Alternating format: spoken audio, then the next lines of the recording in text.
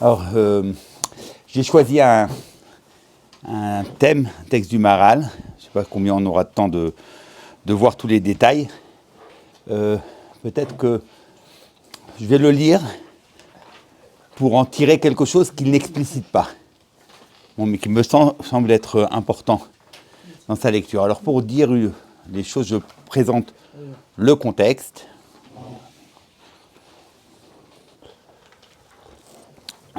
Le contexte est le suivant.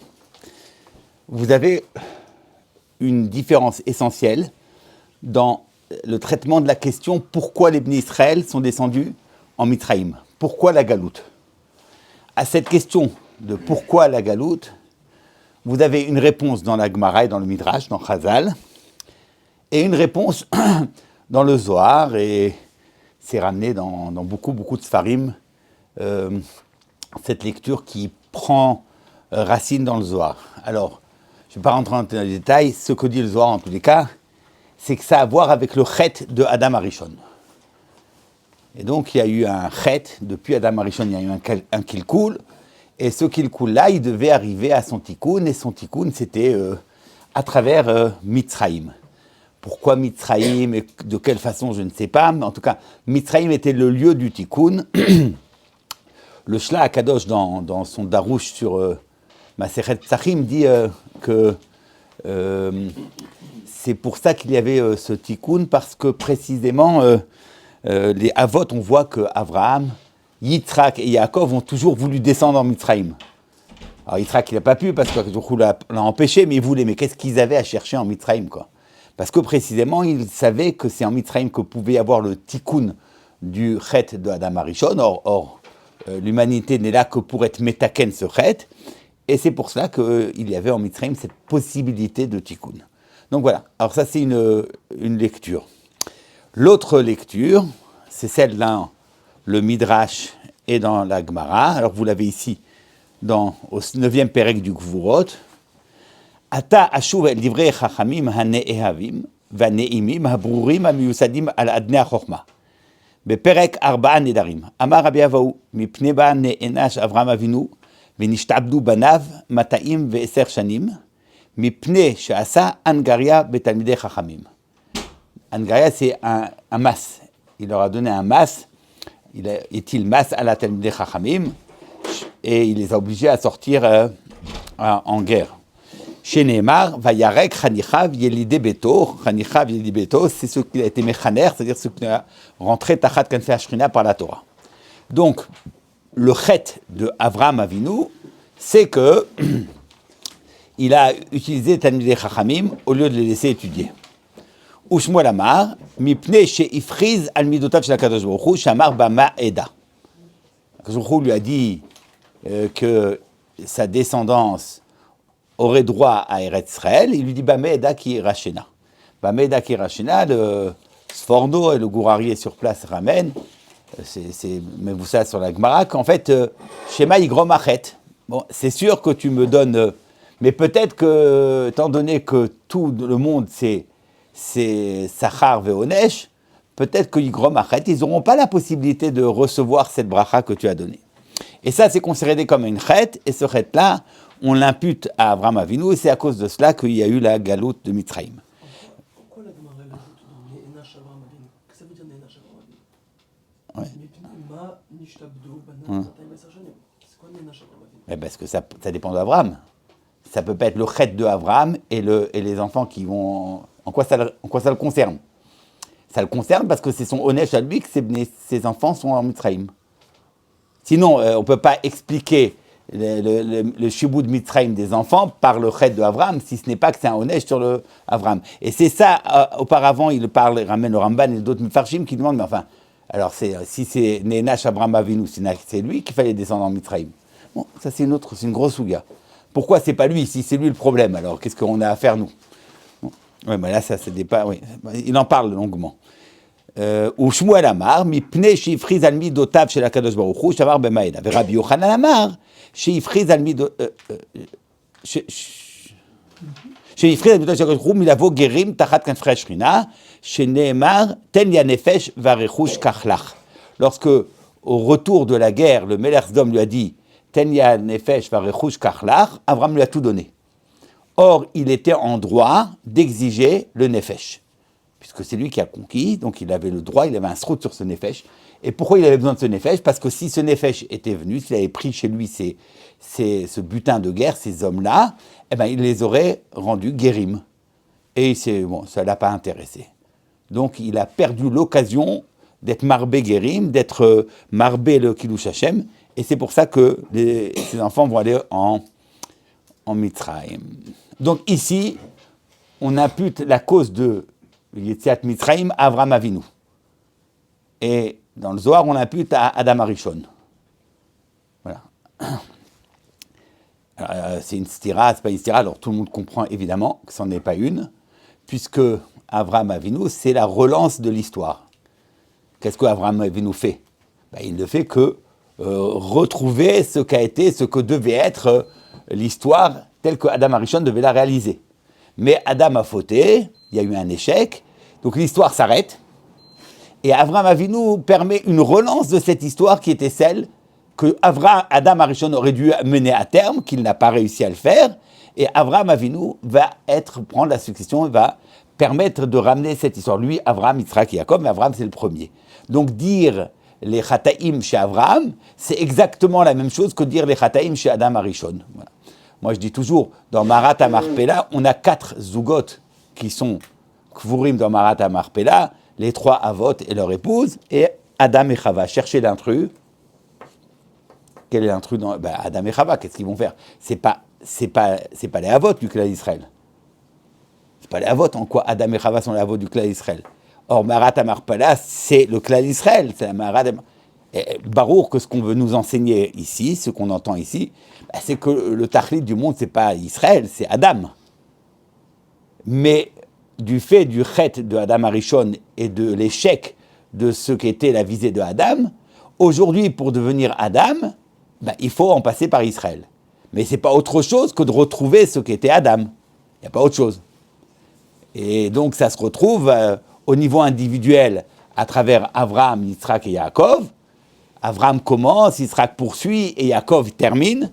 Yaakov, c'est le Bechir à Avot. Et c'est pour ça que la Gemara dans Vamtsi a dit que Choufré de Yaakov, qu'en Choufré d'Adam Arishon. La beauté du visage de Yaakov renvoie à la beauté du visage de Adam Arishon, à savoir Adam Arishon avant le Chet, pas après le Chet. Ça veut dire qu'il y a une possibilité à travers Avraham, Yitzhak et Yaakov de revenir à ce que devait être l'histoire avec Adam. Donc dire les fautes chez Avraham ou les fautes chez Adam Arishon, ça revient au même. L'un et l'autre sont les mêmes. C'est 2 moments qui sont 2 moments du même phénomène, à savoir, il y a un shoresh, un kilkul dans le Mahalach, dans le processus de la Shlemut, et ce kilkul-là, il se trouvait chez Adam Arishon, il a amené à l'échec total. Avraham a repris, mais il n'a pas repris de façon totale et parfaite, absolue.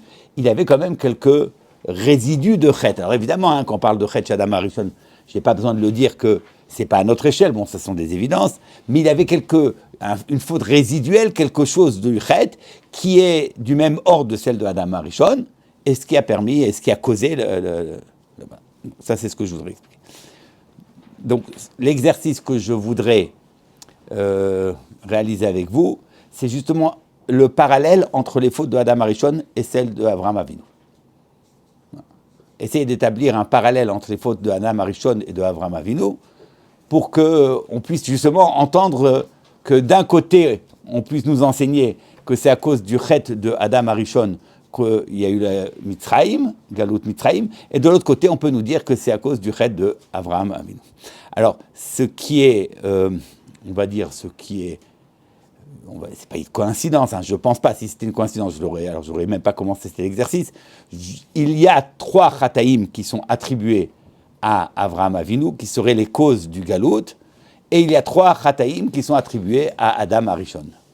Alors là-bas, c'est pas marqué que c'est à la cause de la Galut, mais c'est les 3 chataïm qu'on attribue à Adam Arishon. Donc on entend bien qu'on puisse faire un parallèle entre ces 3 chataïm attribués à Adam Arishon et les 3 chataïm attribués à Avraham Avinu, et d'expliciter le Kesher. C'est ce que je voudrais faire. Donc les trois Chataim que nous avons vus pour Avraham, c'est Angaria Betalmidei Chachamim.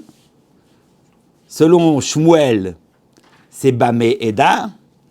Et selon Rabbi Yochanan, c'est le refus de ramener des guérim.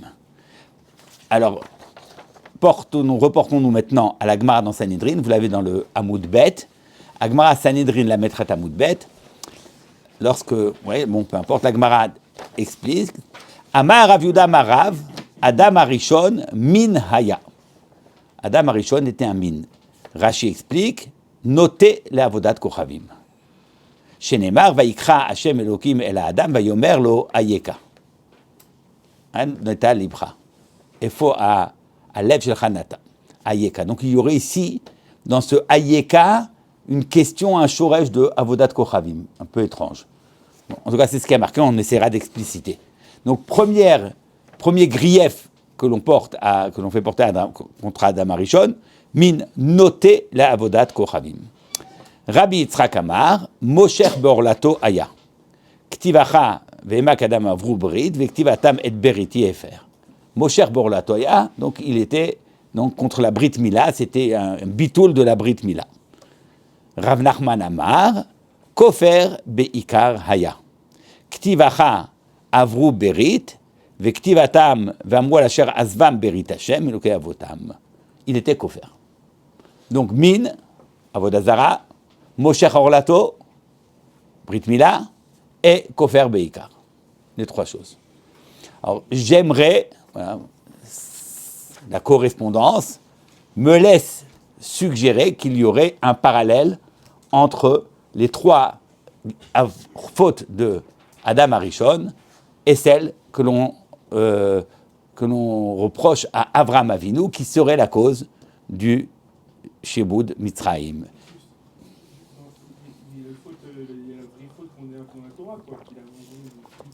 Non, ça c'est une faute, mais c'est pas cette faute-là. Dans cette faute-là, nous avons tout ça.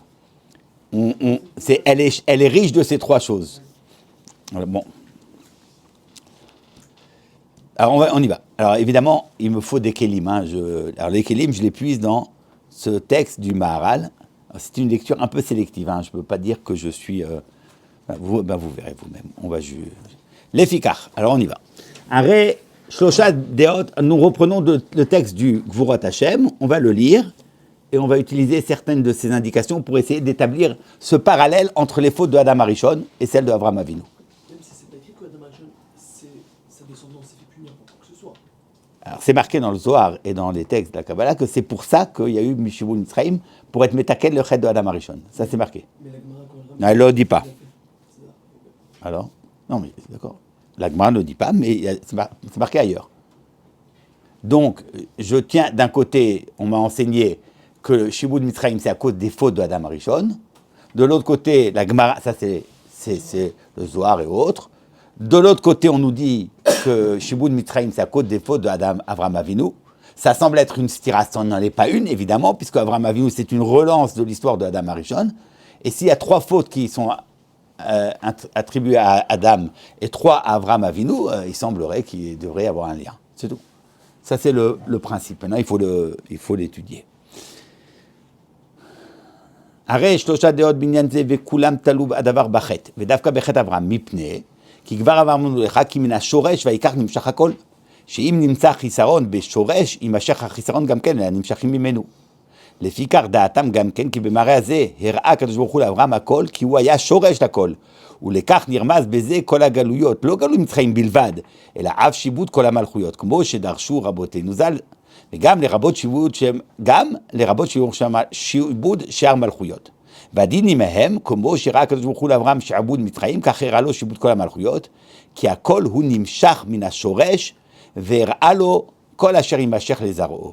ולכך דעתם גם כן, שהיה חטא נמצא באברהם, שהוא השורש בשביל כך נמצא העונש בזרעו. Donc là, il donne le principe qui a été celui de notre lecture, à savoir, Abraham c'est le shoresh, il faut nécessairement qu'il y ait un chisaron dans le shoresh pour que ça s'exprime dans les toladot. Donc quand on a un problème dans les Toladot, dans le clan d'Israël, on doit nécessairement aller chercher cela dans le Shoresh. Le Shoresh, c'est Avraham Avinu.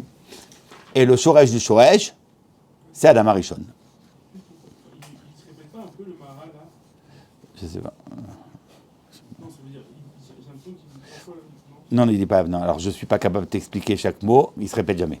Mais c'est comme ça, sa manière de lecture, c'est il revient et à chaque fois il ajoute. Mais c'est bon. Mais Tuchal Lomar, chez Da'at Rabotenu, qui Hashem Yitbarach Evi et Zera Avram Begalut. Alors d'abord, je vous lis un premier texte. Il a deux moments. Alors le premier, on va le lire parce qu'il faut le lire, parce que c'est très intéressant. Et moi, je vais plutôt utiliser le second. Mais je vais quand même lire rapidement. Bon, allez, on va le faire quand même. C'est dommage de ne pas. כי השם יתברך הביא את זרע אברהם בגלות, מפני שלא היה אברהם מתחזק כל כך באמונה. לכך הביא השם יתברך זרעו בגלות, כדי שיקנו האמונה. וידעו כוח מעשיו שהוא עושה לאוהביו וגבורותיו אשר עושה לאויביו. Donc, Mitzrayim en tant que tikkun. Le tikkun de Mitzrayim, c'est que Mitzrayim, c'est l'école de la Emouna. Et comme il y avait un chisaron dans la Emouna, il faut que ce chisaron dans la Emouna, on puisse le dépasser à travers le limoud de Yetziat Mitzrayim. לכך הביא השם יתברך כדי שוק אמונה וידעו כוח מעשיו. כמו שעשה למצרים מן מכות הגדולות והנוראות והטובה שעשה לאוהביו, כמו שמשמע מן הכתוב שכל אשר היה עושה הוא יתברך שידעו שמו גבורתו תמיד. Donc ici il est en train de parler de ce que l'on va apprendre, nous, les Bnei Israël, en tant que spectateurs des Makot et de Yetziat Mitzrayim. Yetziat Mitzrayim va enseigner les Ma'an Yedou, qui ani Hashem Bekerev Aretz, Ma'an Yedou, qui en Kamoni, tout ce que les Shoresh de la Emouna, cette Emouna-là qu'on va apprendre en Mitzrayim, elle vient pour réparer le chisaron de la Emouna qu'il y avait chez Avraham Avinu. Et là, il y a trois manières d'exprimer cette Emouna, ce chisaron d'Emouna chez Avraham. Chez Rabbi Avou, c'est de façon très très grave, plus grave, et puis ça va en diminuant. Les fikar sove Rabbi Avou, שניר באברהם שלא היה בוטח בהשם לגמרי, שהרי עושה הנגריה בתלמידי חכמים ולקחם למלחמה מיראתו, ואילו לקח הראוי למלחמה אין זה חטא שהם סומכים על הנס, אבל לקח תלמידי חכמים מורה שירא, והיה לו לפתוח בו יתברך ולא לקח למלחמה, אשר אין ראוי לכך, ולפיכך נשתעבדו בניו 400 שנה, שיראו גבורותיו אשר עשה, ובזה יקנו אמונה שלמה. Donc, חיסרון de la אמונה, parce que deux choses une. Soit certes, on peut dire, elles sont primées à la NES. Dans ce cas-là, tu ne peux pas te suffire d'une petite poignée de Talmidei Chachamim, qui ne savent pas, ils ne savent rien de l'art de la guerre. Alors tu prends une armée. Non, il n'a pas pris une armée, donc il n'était pas dans le digne de Ensom Primalanes. Alors pourquoi tu as besoin de ces gens-là? Laisse-les travailler, va seul. Donc il y avait quand même, comme si, Ensom Primalanes, mais on va quand même donner un petit coup de pouce, quoi, au cas où. C'est un manque de Emouna. Et pour réparer ce manque de Emouna, alors le clan d'Israël va être spectateur, actif, pas juste de la Gadlout d'Hachem en Mitzrayim. Shmuel Sabar, d'En Lomar chez Avraham Chaz Shalom Eno Botar Bo Yitbarach, Shumatzil et Oava chez Zerachok Lomar. Non, ça c'est trop. De dire qu'Avraham Avinu il avait un manque de Emouna. אבל החטא שאמר במאידיים זה ביוד ביטחון כל כך, כי דבר זה לתת לו ארץ שהיא מתנה, שמה לא יזכה. וכמו שנתבהר למעלה פרק שלפני זה. ולפיכך שאל אותו, אבל ביטחון להציל את אוהביו, אין ספק שיהיה בוטח. ולפיכך היה זרעו בגלות 400 שנה, וקנו אמונה שלמה כדכתיב, ויאמינו בהשם. Non, c'est un manque non pas de Emouna, mais de Emouna Shlema. Parce que, là, c'est encore plus compliqué. Certes, tu as une Emouna quand Hachem va te sauver. Mais qui a dit que tu vas recevoir une matana, alors que cette matana, elle dépend de ton mérite? Peut-être que mes enfants ne seraient pas méritants. Et là, il fallait une Emouna supplémentaire. Tu ne te poses pas de questions. Ça, c'était un tokef de la Emouna dans lequel il y avait quelque part un manque. Et c'est cette Emouna-là qu'on a dû apprendre en Mitzrayim. Emouna Shlema. Et Rabbi Yochanan Sober, Degam ze berosh amaminim shu Avram sha'al oto lo yitachen omar. Non, ça, c'est impossible de penser une chose pareille qu'Avram, il a vu un chisaron là-dedans. Et là, quoi? רק שלא יכניס גרים תחת כנפי השכינה. וזה הכבוד להשם יתברך, שגרים באים להתגייר, ולהאמין בו יתברך והוא לא עשה. וזה כמי שמתעסל, שהם יקנו הבריות אמונה בו יתברך, ולא יקפיד על האמונה בו. והשם יתברך רוצה שיהיה שמו נודע בכל העולם ויעמידו בו. ולפיכך נשתעבדו בניו 400 שנה, ואחרי כן יצאו בניסים ונפלאות, עד שגרים הרבה באים להתגייר ולהאמין בו כדכתיב, וישמע יתרו וכולי. Donc une nouvelle, c'est le chisaron de la Emouna, c'est pas une Emouna personnelle, mais si tu es vraiment Ma'amin Bachem, tu fais tout en sorte pour que cette Emouna soit partagée par tout le monde. Donc tu ne te gardes pas ta Emouna pour toi.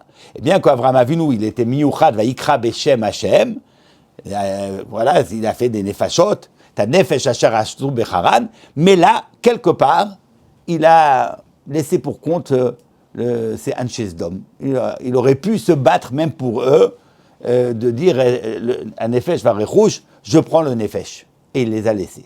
Donc il y a quelque part un manque de Emouna. Dans quel Nekuda de la Emouna? Non pas dans une Emouna personnelle, mais dans cette volonté de faire que cette Emouna soit partagée par tous. Et là, le Yetziat Mitzrayim, en quoi c'est un tikkun? C'est le tikkun parce que du fait de Yetziat Mitzrayim, il y aura Gerim Kshit Vasvu. Donc ce que Avraham avait manqué, on pourra le réparer. Voilà. Ça c'est première dimension pour expliquer en quoi le Yetziat Mitzrayim va être métaken, les trois dimensions du chisaron de Emouna qu'il y avait chez Avraham Avinu selon les trois lectures de la Gemara.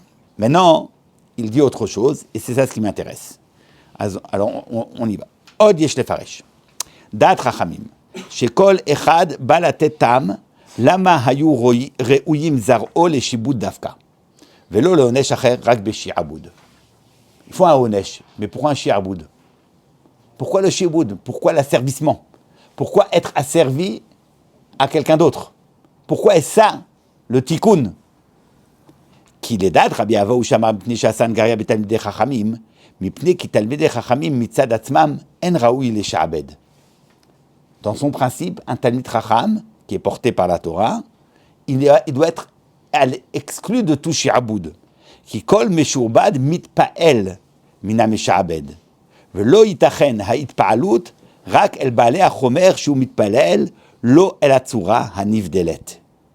והשכל הנבדל, כיוון שנאו בעל חומר, אינו מתפעל, ומאחר שאינו מתפעל, לא שייך בו שיעבוד. ולפיכך, ראוי שלא יהיה שום שיבוד אל תלמידי חכמים, אשר יש להם שכל נבדל. וזהו שאמרו חכמים בברייתא, אל תקרא חרות על הלוחות, אלא חירות, שכל העוסק בתורה, אז הוא חרות ממלאך המוות, חרות משיבוד גלויות, הרי שאין שיבוד לתלמידי חכמים. Alors, qu'est-ce qu'il dit ici? Que le principe même du shi'abud, cette perte de liberté, c'est d'être asservi à quelqu'un, c'est d'être mitpa'el.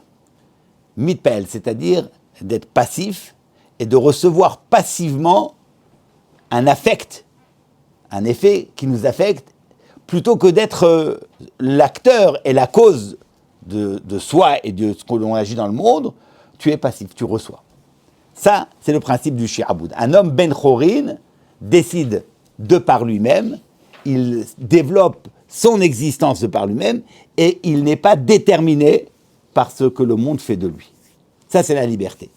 La liberté, c'est de ne pas être déterminé, de ne pas être mitpa'el. Or, être mitpa'el, c'est le propre même du chomer. Le chomer, c'est la matière qui est dénuée de forme et qui va recevoir toutes les formes possibles. Et ça, nous le savons, le Maharal, sans arrêt dans le Sefer HaGvurot, nous dira que Mitzrayim, c'est le sod du chomer, de la matière, c'est-à-dire de cette matière-là qui est malléable et à laquelle on peut donner toutes les formes possibles. Mais la matière, elle est passive. Elle reçoit une forme. Elle ne donne pas une forme, elle est passive. En tant que telle, elle est mitpa'elet plutôt que d'être po'elet. Le Rambam, dans le Moré, dit que le premier chet, c'était quoi? C'est Vatere Aïcha, elle a été mitpa'elet. Elle a été passive face à cette vision. Elle a vu quelque chose qui l'a affectée. Or, kol hitpa'alut ra'a. C'est le mot du Rambam dans Moré Dvorim. Tout hitpa'alut, c'est ra'a. Klal Israël azim shebaumot. Pourquoi ils sont azim shebaumot? Parce que celui qui est az n'accepte pas d'être défini par quelqu'un d'autre. C'est lui qui prend et qui détermine. En cela, nous l'avons vu, je crois, la dernière fois, que Yavan aussi, ils ont une certaine azout. Parce que celui qui est Besod à Sechel, alors il n'est pas Mitpa'el. Simplement, ils n'ont pas le Sechel Nivdal, donc leur séchel, nous l'avons vu, s'arrête à ce qu'on avait vu il y a 2 cours, leur séchel n'est pas poussé jusqu'à son extrême. Mais vous entendez ici l'idée que le Talmid Chacham, celui qui construit son être sur le séchel, il n'est pas mitpael. Donc s'il n'est pas mitpael, il n'accepte pas de domination extérieure. Or, être Meshabed, le Talmid Chacham, c'est récuser cette puissance du séchel. Ça, c'est la leçon du Maharal.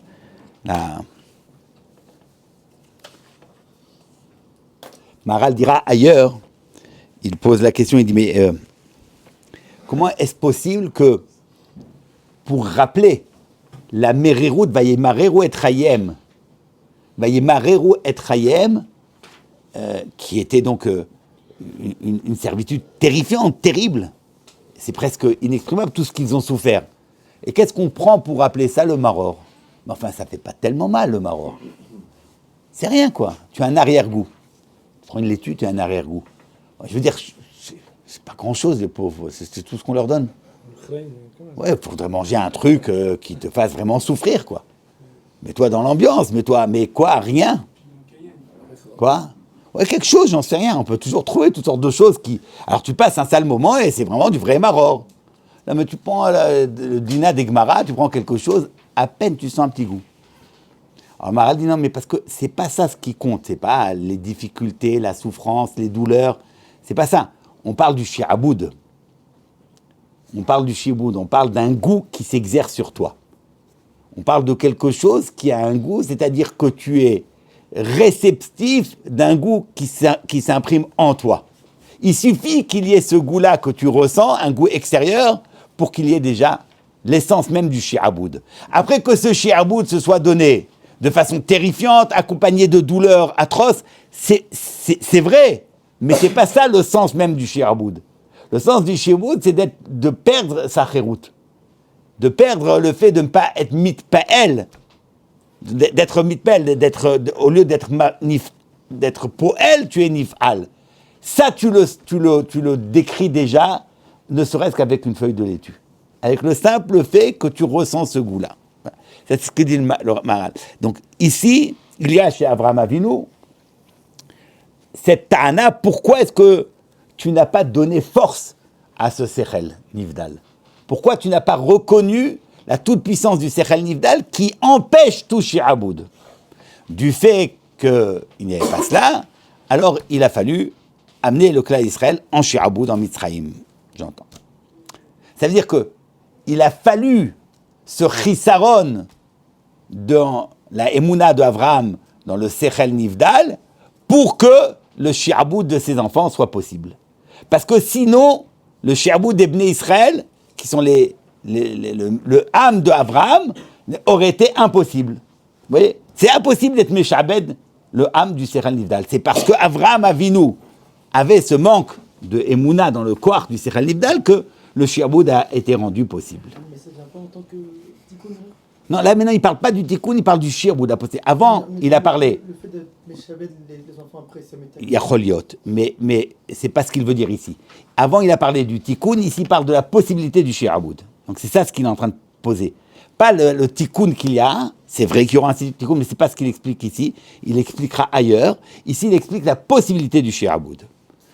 Omnam, da'at Shmuel, bishvil she'amar Avram, bameh eda, כבר אמרנו כי ראוי לאברהם יותר מכל האמונה, והוא היה מאמין הראשון אשר עליו נאמר, והיא מן בשם, ויחשביה לא צדקה, וכבר הארכנו בעניין האמונה, כי המאמין ראוי שלא ישתעבד. כי אחר שהמשועבד הוא תלוי בזולתו, ודבר זה שייך לחלוש המציאות. אבל מאמין הוא, אשר הוא יסוד קיים באמונתו, איך נתלה בזולתו וראוי שהוא יהיה, היסוד קיים עומד בעצמו. ולפיכך אמרו, לא נגאלו אבותינו ממצרים אלא בזכות האמונה, שנאמר ויאמינם וישמעו כי פקד השם את עמו. וכבר ביארנו, כי האמונה מורה על חוזק מציאות המאמין, שמזה הצד יבוא האמונה, ולפיכך יש בו הגאולה שלא ישתעבד לזולתו, ובחסרון אמונה יש שעבוד. ועוד כאשר תבין עניין האמונה לאמיתתה, אז תדע כי ראוי מי שחוטא באמונה שישתעבד, ומי שזוכה באמונה ראוי לחירות. וזה כי האדם היודע דבר בהשגת ידיעתו, הידיעה הזאת היא ידיעת האדם. מישהו מאמין בו יתברך זה שהוא מצד השם יתברך אשר מאמין בו, והוא נמשך אליו לגמרי, ומפני כך ודאי גדול מדרגתו, וזהו שאמרו, גדול העונה אמן יותר מן המברך. שהרי המברך שהוא מברך דבר זה מצד ידיעת האדם שאמר כך וכך, ומעלתו זאת אינו כל כך כמי שעונה אמן, כי האמונה היא מצד השם יתברך ולא מצד דעתו. tout ça, c'est des choses qu'on ne peut pas expliquer maintenant. וכן מה שאמרו, כי כל מי שעושה מצווה אחת באמונה ראוי שתשרה עליו רוח הקודש, ולפיכך שורה עליו רוח הקודש, כי דכתיב ויאמינו בהשם ושעבדו, ועל ידי זה שרתה עליהם רוח הקודש. ומזה הטעם זכו ישראל לגאולה על ידי אמונה, כי הגאולה היא החירות, אשר הוא על ידי ההתדבקות בו יתברך ואין רשות אחר עליו.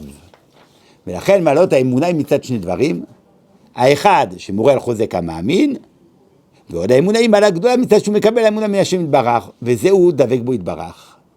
Alors qu'est-ce qu'il dit ici? Shmuel dit que la émouna, donc c'est plus le sechel nifdal, c'est la émouna en Akadosh Baruch Hu qui confère au ma'amin un koach. Il est taloui bo. Le fait d'être taloui bo empêche d'être taloui b'mishu acher. C'est le principe. Ki libne Israël avadim. Libne Israël avadim. Si tu es Eved Hashem, tu es taloui bo. Eved, c'est pas esclave. C'est pas Eved. Eved, c'est comme on dit que la tfila, c'est une avoda. Quand on dit qu'il est Bnei Israël avadim, on ne dit pas les Bnei Israël sont mes esclaves, ou mes sujets, ou mes serviteurs. On dit avadim, comme on dit que la tfila, c'est avoda shebalev. Alors vous entendez bien que si vous dites de la tfila qu'elle est avoda, c'est pas un esclavage. Pour la simple et bonne raison que dans la tfila, vous priez pour vous. Vous demandez quelque chose qui va vous être agréable. Or, un esclave ne s'adresse pas à son maître pour lui demander « donne-moi quelque chose ». Au contraire, c'est l'esclave qui sert le maître et non le maître qui sert l'esclave. Dans la tfila, c'est Akadosh Baruch Hu qui va subvenir à nos besoins. On lui demande « donne-moi ». C'est exactement le schéma inverse de l'esclavage. Mais avoda, ça veut dire être taloui bo. Dépendre totalement de lui. Dépendre exclusivement de lui. C'est ça, être Eved. Et la tfila, c'est une avoda au sens où je dépends totalement d'Akadosh Baruch Hu. Je n'ai pas d'autre façon de m'en sortir que de lui. Donc si je suis totalement dépendant d'Hachem, je suis Eved Hachem, je ne saurais par là même être Eved de quelqu'un d'autre. Ki libne Israël avadim, et Chachamim disent, qu'est-ce qu'il veut dire par là? Avadayhem, velo avadayim le avadai. C'est la Gemara dans Bamtia, qu'un poël yachol arzorbo bechatzi hayom, parce que si tu dis que le poël ne peut pas être aux herbos, c'est une avdoute. Ton temps, parce que le salarié, on le sait, il donne son temps. C'est quoi être un salarié? C'est donner son temps. Et donner son temps, c'est donner sa vie. Donc un salarié qui ne peut pas se défaire de son contrat, il est esclave. Or, le pasuk dit, qu'il ibn Israël avadim. Avadayhem velo avadim la avadai. Ça veut dire qu'ici, Chachamim, vous vous rendez compte ce qu'ils ont fait? Ils ont pris une phrase qui semble dire la sujétion de l'homme, il est sujet, il est soumis, et ils ont utilisé cette phrase pour définir sa liberté. C'est quand même fort, hein? C'est fort. Ils ont retourné totalement le sens de la phrase. A priori, tu dis ça, tu dis, on est les esclaves, on est Eved Hashem. C'est peut-être pas mauvais d'être Eved Hashem. Je préfère être Eved Hashem que être Eved de Paro. Bon, mais je suis quand même Eved. Il ne va pas me raconter que je suis Bnei Chorin. Alors, qu'est-ce qu'on raconte que Chag Pesach et Chag Herut, c'est pas Chag Herut, je suis Eved Hashem. Tu peux me dire, c'est le Chag qui remplace un Adon terrible, Adon Ra, comme dit Chazal, que c'était un Makom Ra, avec un Adon Ra, tout le monde était Ra là-bas, et tu vas devenir Eved d'Akadosh Baruch Hu. Ah c'est mieux. Non, mais c'est parce qu'on nous dit, on dit que c'est Herut, Chag Herut. Chachamim retourne la proposition, qui l'Ibn Israël Avadim, ça signifie Avadayhem velo Avadim la Avadai. Ça veut dire qu'ils sont Me'eved et pas les Avadim d'autres. Donc c'est le fondement de la Chérout. C'est parce que tu es Eved Hashem que tu es libre par rapport aux autres. La Emouna qui fonde ce rapport entre l'homme et Akadosh Baruch Hu t'exclut de la possibilité du Shi'aboud. Donc tu es exclu par ton Sechel et tu es exclu par ta Emouna. Comme il y avait ces deux Chisronot chez Avraham Avinu, ça a permis l'Ishtabdout de ses enfants. Om Naam Rabbi Yochanan Amar, Mipnei Shaya Mevater, שלא להכניס גר עם תחת השכינה. טעמו כי אברהם נתן כוח ויד לאומות להיות גוברים, כאשר לא היה מכניס אותם תחת כנפי השכינה. ובזה היה נותן כוח ויד לאומות המתנגדים לישראל. לפיכך היו גוברים האומות על בניו, ומצאנו בכתוב שהיה זה סיבה להתגברות, לתגבורת המתנגד כאשר ייתן מקום לו, כמו שאמר, אם לא תורישו יושבי ישראל הארץ, והיו לשכנים ולנצנים בעיניכם. Alors, autre lecture, la ishtabdout de Mitzraïm, c'est que tu dois donner à Mitzraïm un pouvoir. Mitzraïm, il est mitnaged à Israël. Il y a donc un conflit, il y a une opposition, mais pas une petite opposition, une position d'essence entre Mitzraïm et Israël. Mitzraïm, c'est dans une komat Adam, il y a le Adam d'Ekdusha, que Israël représente Adam chez Bekdusha, et puis il y a les Malchouyot qui représentent Adam Blia'al, le Adam du Chet, le Adam du Ra. Et tu as ici une confrontation, une opposition entre le Adam d'Ekdusha et le Adam Blia'al. La possibilité d'un shi'aboud, c'est que tu donnes pouvoir au Adam Blia'al, au Adam du Ra, tu donnes un pouvoir sur toi. Tu lui donnes pouvoir, tu lui donnes une autorité, tu lui reconnais une autonomie, tu lui reconnais une certaine consistance. C'est-à-dire qu'en fait, tu reconnais au mal une consistance.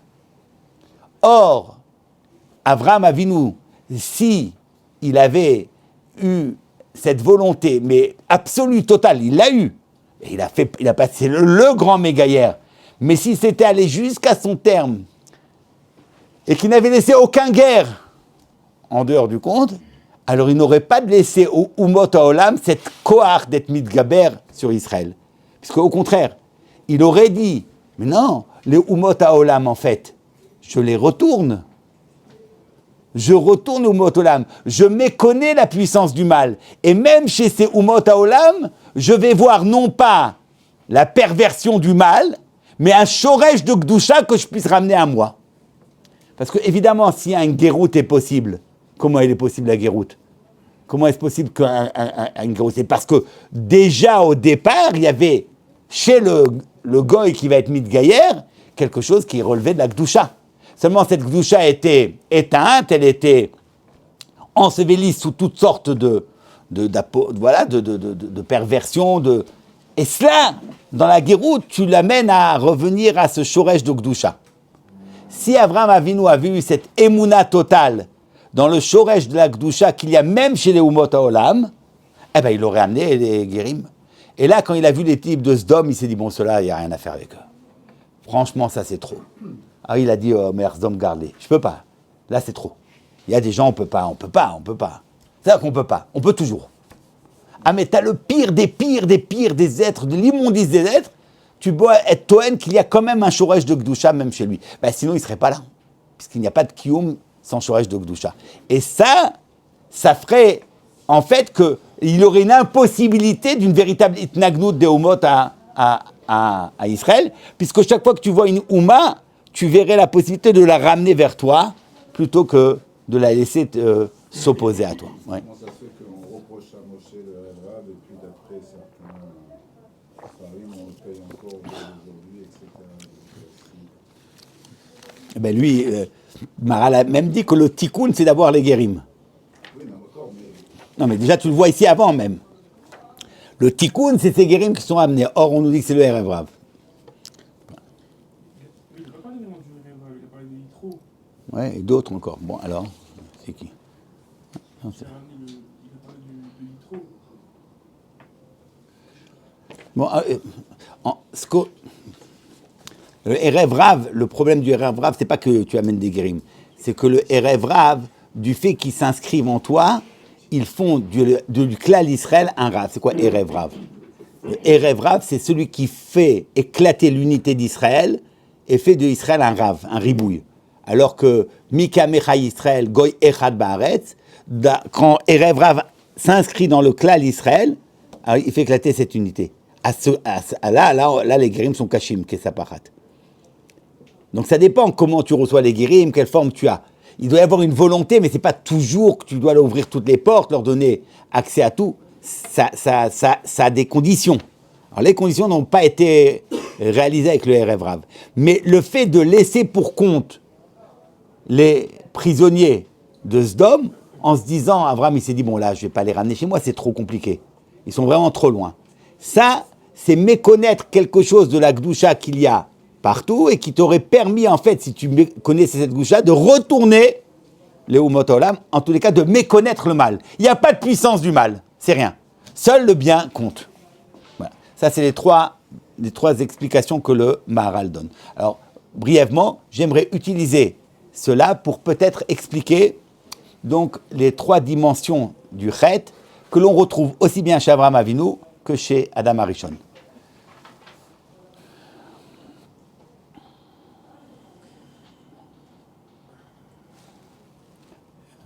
Il y a un sidour. Juste... Non, il y a...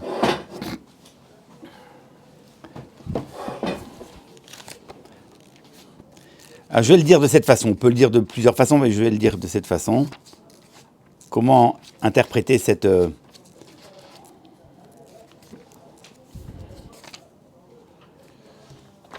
Kadosh, Kadosh, Kadosh, Hashem Tzvakot. 3 Gdushot. Par 3 fois Kadosh. C'est quoi ces 3 Gdushot là? Kadosh, Kadosh, Kadosh. Alors, on explicite. Dans le Lachash, on explicite ce qui a été énoncé. Kadish bishme meroma ilaha bet shechinte. Première Gdusha. Kadish al-ar'a ovad gevurte. Deuxième Gdusha. Kadish la'alam ou l'alma al-maya. Troisième Gdusha. Kadosh, Kadosh, Kadosh. Ces 3 Gdushot sont Kadish al-ar'a, Kadish bishme meroma, Kadish al-ar'a, Kadish la'alam ou l'alma al-maya. Ça correspond à quoi? Ça correspond aux 3 Gdushot qui sont celles-ci. Première Gdusha, Kadish bishme meroma ila bet shechinte. La Gdusha de Bameromim. La Gdusha Bameromim, c'est-à-dire que tout le shoresh du kiyum, tout le shoresh du emet ne procède pas du haaretz, mais procède du shamaim. Bereshit bara Elokim et ha-shamaim ve et haaretz. Shamaim, c'est le lieu des Elyonim, et le haaretz n'a de consistance que pour autant qu'il tend vers le shamaim. Le shamaim étant le lieu même de la première Gdusha, la Gdusha des Elyonim. Donc ça, c'est le shoresh de toute une Gdusha qui est bien au-delà de ce que nous pouvons entendre et saisir. C'est une Gdusha qui est mekif le monde. C'est pas une Gdusha qui s'inscrit dans le Keli du monde. C'est pas une Gdusha qui peut être contenue dans le monde. C'est un or qui vient des Lyonim, mais qui ne peut que être makif le Tarton. Makif, ça veut dire qu'il reste de l'extérieur parce qu'il est trop grand pour être absorbé par les Kelim du Olam Atarton. Mais il existe. Et s'il n'y avait pas ce or-là, cette Gdusha qui était Mekifa, le Olam Atarton, il n'y aurait rien. Ça, c'est une première Gdusha. Deuxième Gdusha, Kadish al-Ara Ovad Gevurte. Ça, c'est une Gdusha qui se trouve dans le Chomer lui-même. Ça, c'est déjà un or qui n'est pas seulement Makif, mais un or qui est Pnimi, qui s'intègre et qui fait vivre le Kli lui-même, qui fait vivre le Olam HaChomer. Donc vous avez un Mekabel, et cette fois le or, il peut être Mekabel, il peut être Mitkabel dans le Kli. Alors bien sûr, c'est toute une souguia, est-ce que le Kli peut être Mekabel ce or ou pas? Si le Kli n'est pas Metoukan, il va se casser, ça sera une catastrophe, et donc il faut faire en sorte que le Kli soit Raoui d'être Mekabel ce or. Mais c'est déjà une deuxième Gdusha. Ça, c'est la Gdusha du Ar'a. Kadesh al-Ar'a ovad gevurte. Kadish le alam ou l'alme almaya, c'est l'histoire. C'est le monde. C'est les événements, c'est l'histoire, c'est-à-dire l'homme. L'homme qui agit dans l'histoire. Et l'homme qui agit dans l'histoire, il est celui qui est mechaber ces 2 Gdushot. C'est celui qui permet que la Gdusha Eliona de Kadish Bishme Meroma, cette Gdusha Mekifa, et cette Gdusha Pnimit, qui est Kadish à la Hara Ovad Gevurte, ce qui permet la jonction, ce qui permet qu'il y ait un chibour entre ces 2 choses, ça c'est l'homme. L'homme dont le Midrash dira que Akadosh Baruch Hu lorsqu'il a créé le monde, il a créé toujours une fois des Elionim, un jour les Elionim et un jour des Tartonim. Premier jour, Elionim et Tartonim, après Elionim, après Tartonim, et ainsi de suite. Donc, sur les 6 jours de la création, il y avait un équilibre. Elionim, Tartonim en même temps. Arrive la bria de Adam Arishon, et le 6e jour, on ne sait pas quoi faire. Est-ce que, si c'est Elionim, dit le Midrash, alors les Tartonim vont réclamer, on a été lésés. S'il fait les Tartonim, alors il a créé l'homme. L'homme qui est en même temps bria mina Elionim ou mina Tartonim. Ça, c'est la Nekuda de Adam. Adam qui est le lieu du chitouf de Elionim et Tartonim, et c'est l'homme, pas dans sa définition ontologique, mais dans son existence. Quand il existe, dans son olam ou l'alme almaya, dans sa vie, dans la réalisation de sa vie, cette gdusha-là, c'est celle qui permet la jonction de la gdusha Eliona et de la gdusha Pnimit, Tartona. Ce qui permet qu'il y ait une jonction entre le Kaddish al Hara Ovad Gevurte, le Karka, le Hara, et le Kaddish Bishme Meroma. Vous avez Shamaim, vous avez Aretz, et le Chibour des deux, c'est l'homme. Comment ça s'entend dans l'âme Alam, c'est la vie. C'est l'existence, c'est l'histoire. C'est l'existence de l'homme. L'âme va être... Oui, Olam, c'est pas juste le monde, c'est pas le monde, c'est le temps, l'histoire. L'histoire, c'est tous les mondes, mais c'est aussi toute l'histoire. Dans la Torah, chez Birtav, Olam, ça veut dire l'histoire, l'éternité. Ça ne veut pas dire le monde. Chez Chazal, ça veut dire aussi le monde. Ici, c'est tout est pris. C'est en même temps le Chibour des Olamot et en même temps l'existence qui va se perpétuer. C'est pas, je veux dire, c'est pas l'homme par sa simple présence qui est Mechaber Shamayim Baret, c'est par ce qu'il fait exister ce Chibour. Voilà, nous avons donc cette possibilité, voilà, ces 3 dimensions. Alors maintenant, peut-être que l'on peut entendre dans les 3 Chataïm respectivement attribués à Adam et à Avram Avinu, ces 3 dimensions. Quand on nous dit que Adam Arishon Kofer Aya, Kofer, ça veut dire que tu renies, tu récuses, tu n'es pas d'accord. Avec quoi tu n'es pas d'accord? Avec cette Metsiout de Elionim. Donc il y a ici un refus d'une Metsiout, d'un Olam Elion, d'une Dusha Eliona. Il n'y a rien d'autre que le Hara. Rien d'autre que le Karka. Ça, c'est une première dimension, la dimension la plus extrême. Ça, c'est la dimension dont on a parlé longuement chez Yavan. Yavan, qui était Kofer, Yavan, qui n'était pas la Avodazara, c'est la Avodazara a pris fin avant Yavan, et Yavan, après qu'il n'y avait plus la Avodazara, il y avait une autre possibilité qui était celle de la Kfira. Un monde fermé sur soi. Un monde fermé sur soi, Yavan, on a vu la Gematria de Yavan, c'est la même Gematria que Galgal, un monde fermé. Rien ne rentre dans ce monde-là. Il n'y a rien au dehors de ce monde, il n'y a rien. Ça, c'est la Kfira, ça, c'est le premier moment. Il y a un autre moment, qui est celui de la Kfira, qui n'est pas Kofer dans le Olam Elion, mais qui récuse toute Gdusha dans le Olam Tarton, Olam Achomer. Mosher Orlato. Mosher Orlato, ça veut dire qu'il n'y a pas de Gdushat à Brit, il n'y a pas de Gdushat à Gouf. Le Brit, c'est la Gdusha du Gouf. Non, un Gouf ne peut pas être Kadosh, qu'est-ce que tu me racontes? Tu vas me parler de Gdusha Eliona, de Olamot Elionim, je veux bien, mais pas ici.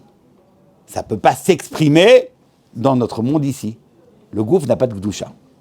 Alors, tu veux avoir accès à cet idéal, eh bien, il faut, comme les néoplatoniciens, un retournement de l'âme qui abandonne le monde du Chomer et qui regarde vers le haut.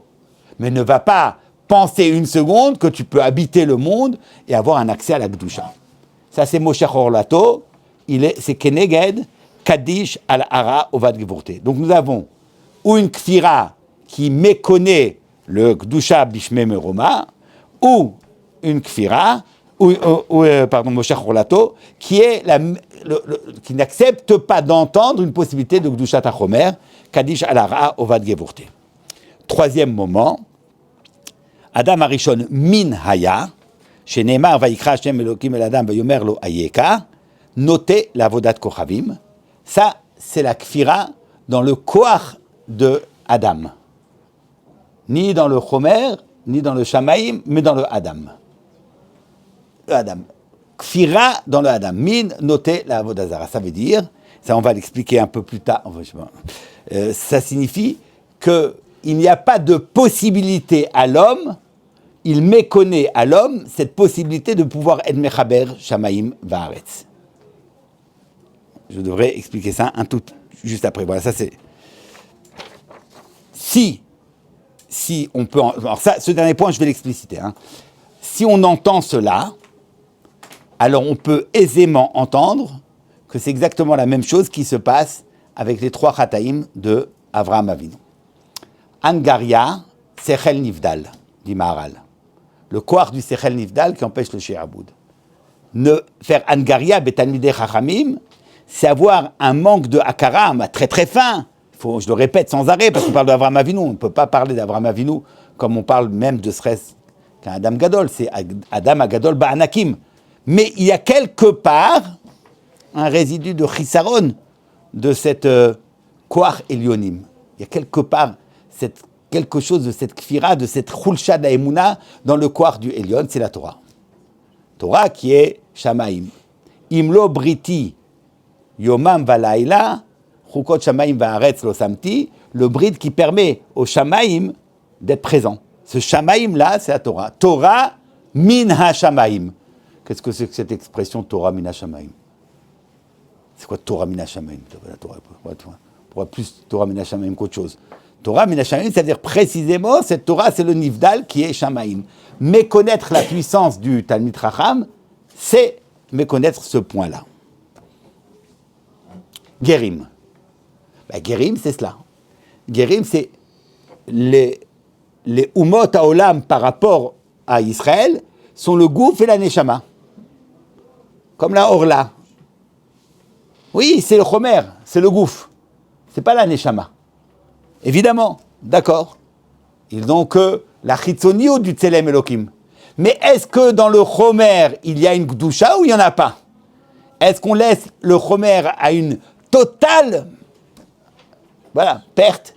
On le laisse s'enfoncer dans la gêne la plus totale ou est-ce qu'il y a quelque chose à récupérer même dans le Chomer?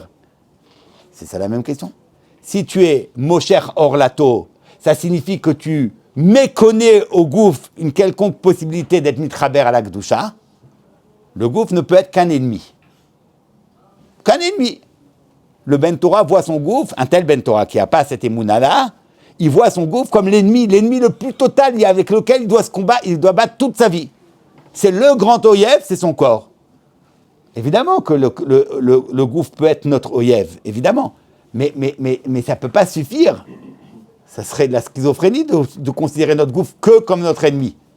Il y a une possibilité de retourner le gouffre pour en faire lui aussi un chélek de notre avodat Hashem.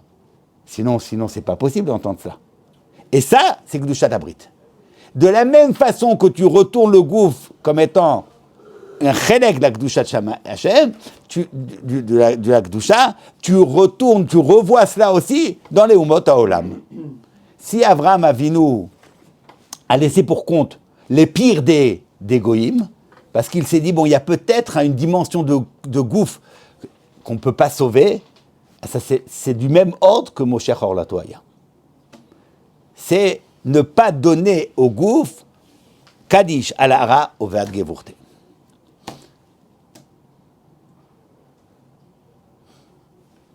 Ata Echad, c'est Akadosh Baruch Hu Ba'elyonim.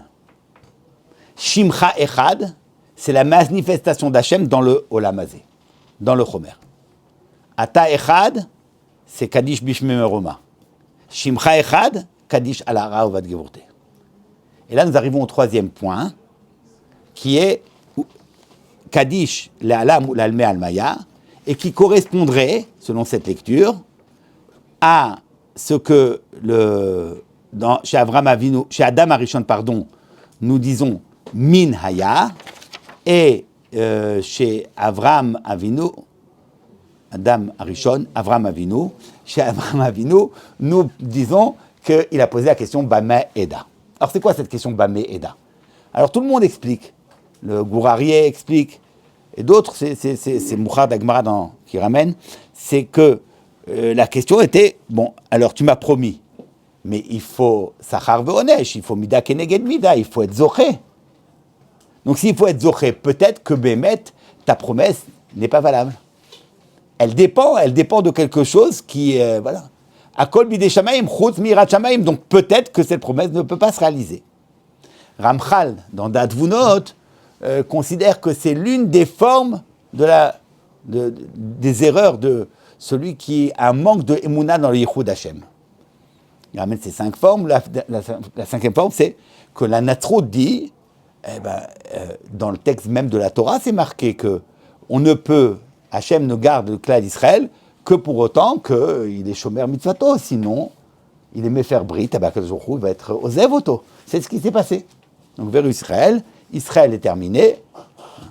Dit le Ramchal, oui, mais ça t'a oublié une petite chose. Il n'y a aucun koach qui peut être Omed Neged Ratzon Hashem. En od milvado. Même les choukim que lui a donnés, il les dépasse. Parce que toute la choukiyut du Teva ou de la Torah n'est là que pour amener au Ratzon d'Akadosh Baruch Hu. Or, le Ratzon d'Hashem, c'est cette nekuda de la bchira dans le clan d'Israël. Donc, s'il y a un Ratzon d'Akadosh Baruch Hu, et c'est cette seule chose-là qui fait effet, qui donne consistance au monde, envers et contre tout, le clan d'Israël reste le Amma Nifrar. Donc, tu me dis, mais pourtant, selon les textes, même de la Torah, il se disqualifie d'être le Am Hashem. Non, il se disqualifie. Parce qu'au-delà de ce qui a marqué, il y a un Ratzon Elion, et ça signifie, dit Ramchal, que En Od Milvado, rien ne s'oppose à ce Ratzon d'Akadosh Baruch Hu. Pas même cette lecture-là que tu peux donner.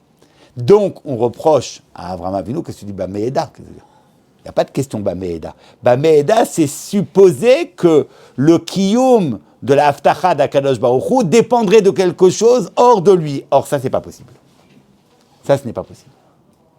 Donc, en fait, il y a dans cette question un chisaron dans le koach de Israël. Pourquoi il y a un chisaron de Emouna dans le clan d'Israël? Parce que si tu ne penses la Kedusha du clan d'Israël que parce que le clan d'Israël s'évertue, parce que le clan d'Israël réussit à faire, alors évidemment qu'on n'est pas un peuple d'élite. Nous aussi, on se trompe. Pas moins que les autres. Pas moins que les autres. Alors, qui nous assure la réussite? On n'est pas mieux que les autres. La Kedusha du clan d'Israël, c'est la prira d'Akadosh Baruch Hu dans le clan d'Israël. La prira d'Akadosh Baruch Hu. Pas la réussite du clan d'Israël. Et ça, c'est placé avant et tout le Ratzon d'Hashem. La Avodah Zara Minhaya pose le fait que, certes, il y a un Ratzon Elion, Akadosh Baruch Hu a créé le monde par son Ratzon, mais il y a des intermédiaires. Il y a des étapes nécessaires. Des étapes nécessaires. Tout comme la nature a ses lois qui, certes, expriment la volonté d'Hachem, mais ce sont des lois de la nature. Voilà, donc ces lois sont immuables. Et bien, il y a aussi des lois. C'est ça le principe même d'Avodah Zara, comme l'explique le Rambam dans Trilat Ilchot Avodah Zara, que comment commence l'Avodah Zara? Mais Akadosh Baruch Hu a créé des intermédiaires, à savoir les Malachim, les Kochot Elyonim, le Shemesh, les Yareach, et que pour atteindre Akadosh Baruch Hu, il faut en passer par ces intermédiaires-là. Il y aurait donc d'autres Kochot. Ça veut dire que Avodah Zara ne conteste pas l'existence d'Akadosh Baruch Hu, sa suprématie, le fait que ce soit lui le Shoresh Hakol, qu'il peut plus que tout le monde, évidemment, mais il conteste cette idée que En Od Milvado, et nous le savons, le Rambam et le Maharal l'expliquent tous deux longuement, que quand tu dis En Od Milvado, tu dis pas il n'y a pas comme lui. Personne ne peut l'égaler. Non, En Od Milvado, ça veut dire en dehors de lui, il n'y a rien.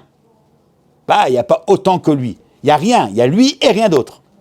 Son Ratzon est ultime, il n'y a rien d'autre en dehors de son Ratzon. La Avodah Zara, c'est être ma'amin dans un koach Elyon, koach de l'Elokut, mais considérer qu'il y a d'autres choses à côté. Donc tu as une Avodah, mais elle est Zara. Ça amène au Bameh Eda qui irachena.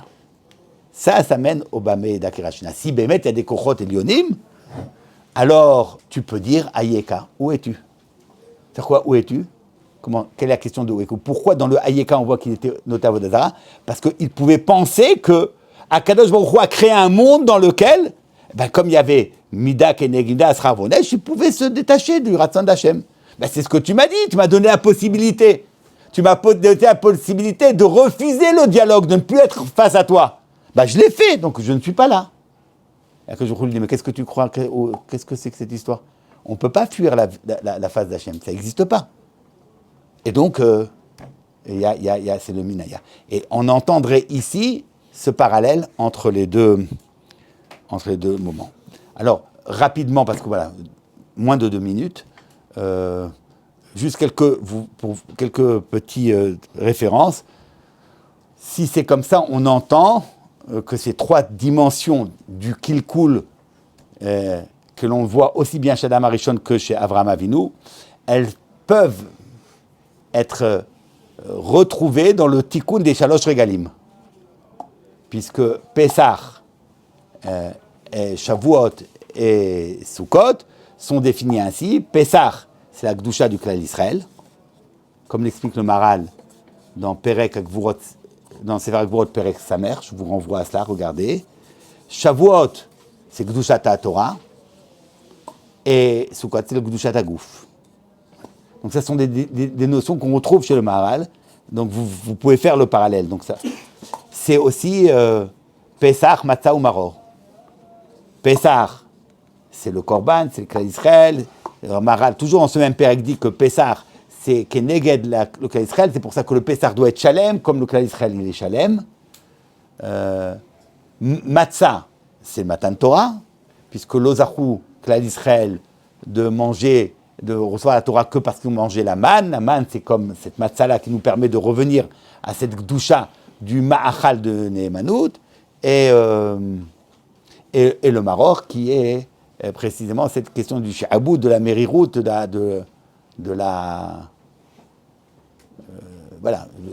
l'asservissement. Ces 3 dimensions, vous les avez.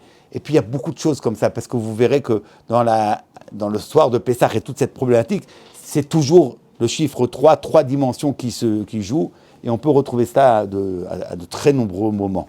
Bon, ça, j'ai plus le temps de développer. Voilà l'idée que je voulais vous proposer, cette lecture de la Hagbala entre les Chataïm de Adam Arishon et ceux de Avraham Avinu.